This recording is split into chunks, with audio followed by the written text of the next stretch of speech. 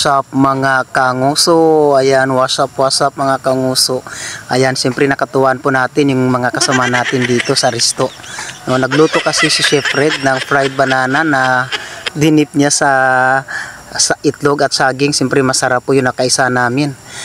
Ninakaw namin yung kanilang kinakain. Kunyari, wala na kaming kinakain. Ayan, nakita natin tinatakbo ni Jera yung saging. Ayan, si Ajit Adjala. Ayan, tuwang-tuwa pa siya sa ginawa niya. Pero ninakaw namin yung saging nila Fred doon sa likod. Ayan, hinahabol na kami ni Fred. Dahil ninakaw nga namin yung kanilang saging na kinakain. Natuto lang, sobrang sarap kasi ng luto ni Chef Fred eh. Ayan, nag-aapila si Chef Fred kung bakit namin ginawa yung saging. Siyempre, wala na siya magagawa dahil nakuha na namin.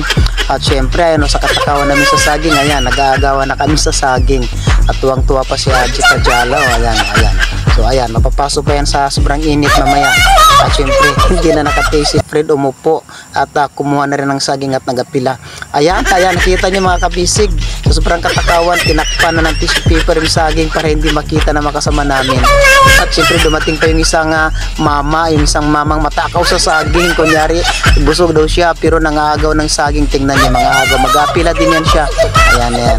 Naawa na lang si Ajit. Pinakita yung saging. At kasi sabi na kanina, busog daw siya. Pero hinabol kami habang kinukuha namin yung saging. Ayan, tingnan niyo, kukuha po yan siya mamaya-maya. At syempre kasama namin yung isang babaeng matakaw dyan. O, yun, sa kabila yung naka-black. Kita nyo si Bitya. Sobrang takaw niya sa saging. O, ayan, nag-apila na yung nakapula. O, ayan, o, tuwang-tuwa pa siya. O, tuwang-tuwa pa si Kulukoy. O, ayan, kasi nga, tinago namin yung saging. Pero, ayan, si Ajit, mamaya tignan nyo. Ayan, o, ako po yan. Katakawan ko rin sa saging. Napaso yung dila ko dyan, diba? Ayan, si Ajit, concentrate mo na si Ajit sa pagkain ng saging. Ayan, si Jera. Ayan, si Fred, banat-banat na Fred, banat.